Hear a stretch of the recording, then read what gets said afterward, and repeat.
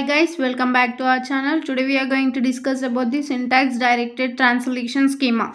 So here, for what purpose we are using this syntax directed translation schema, let us see.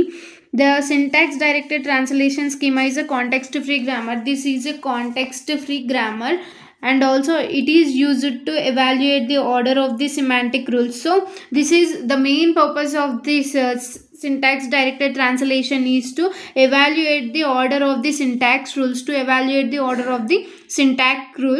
And next one, in translation schema, the semantic rules has embedded within the right side of the production. So that should be a evaluated right side of the production, means within a curly braces. Okay, and next one, the position at which an action is executed, that should be enclosed between the brackets. As I inform you that it should be enclosed within the brackets.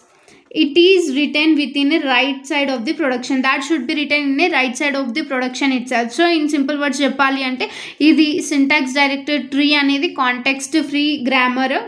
Okay, next ఇది అనేది ఎందుకు use చేస్తున్నాం అంటే semantic రూల్స్ని evaluate చేయడానికి మనం this syntax directed translation schema అనేది use చేస్తున్నాము. సో మనం ఏదైతే ఎవాల్యుయేట్ చేసినామో ఆ ఎవాల్యుయేట్ చేసిన వాల్యూ అనేది right side of the production ఉండాలి.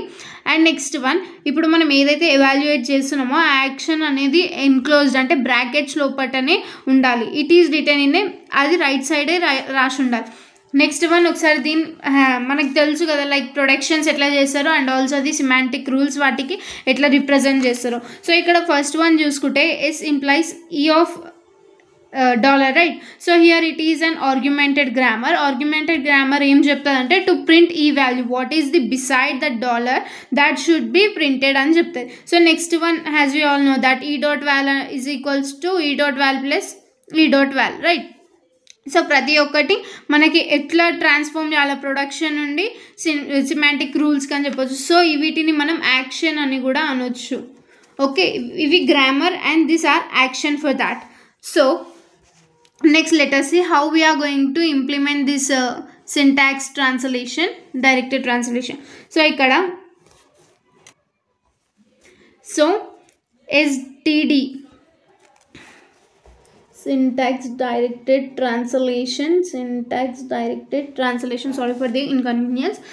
So SDT is implemented by constructing a parse tree. దానేది మనం పార్స్ ట్రీని బేస్ చేసుకొని కన్స్ట్రక్ట్ చేస్తాము and performing the actions in the left to right depth first order. అంటే మనం దీన్ని ఎట్లా చేస్తామంటే లెఫ్ట్ టు రైట్. ఇప్పుడు నేను ఏదైనా యాక్షన్ చేయాలనుకుంటున్నా A plus B plus C అనేది. సో నేను ఏం చేస్తున్నా లెఫ్ట్ టు రైట్ ఆర్డర్లోనే నేను వస్తున్నా. So this action should be done in left to right order. Next SDT is implemented by parsing the input and parse the trees as a result. అయితే ఇక్కడ input అనేది parts ఇస్తే మనం మనకి result అనేది పార్ట్స్ ట్రీ అనేది provide అవుతుంది. So ఎట్లనో మనం చూద్దాం. సో ఇక్కడ మనకి గ్రామర్ ఇచ్చిండు. గ్రామర్ ఏమి ఇచ్చిర్రు, ఈ ఇంప్లైస్ ఈ ప్లస్ టీ అనేది గ్రామర్ ఉంది మనకి. Next E implies T implies T into F, T implies F is equals to num. దీన్ని బేస్ చేసుకొని మనం సిమాంటిక్ రూల్స్ అనేటివి యాక్షన్స్ అనేటివి చేసినాం కదా. So we are going to perform the diagram here. So how you are going to perform? So first చూడండి, ఈ ప్రొడక్షన్స్ని బేస్ చేసుకొని మనం పార్ట్స్ ట్రీ అనేది డ్రా చేద్దాము. సో ఈ అనేది ఏమేమి ప్రొడ్యూస్ చేస్తుంది, ఈ ప్రొడ్యూస్ చేస్తుంది plus and also T. So ఇక్కడ ఈ అనేది ఏం ప్రొడ్యూస్ చేస్తుంది, టీ. సో టీ అనేది ఏం ప్రొడ్యూస్ చేస్తుంది, ఎఫ్ అంటే ఏంది, number. Okay, this is how we are going to represent the syntax tree. next one చూస్తే ఇప్పుడు టీ ఉంది. సో టీ అనేది ఏం రిప్రజెంట్ చేస్తుంది మనకి, అంటే ఏం ప్రొడ్యూస్ చేస్తుంది, ఒకటి T into F. So for example మనం దీనికి ఆపరేషన్ అనేది లైక్ 1 + 2 × 3 చేద్దాం. సో మనకు కనుక్కున్న వాల్యూ వస్తుందా లేదా చూద్దాం. 7 మన వాల్యూ.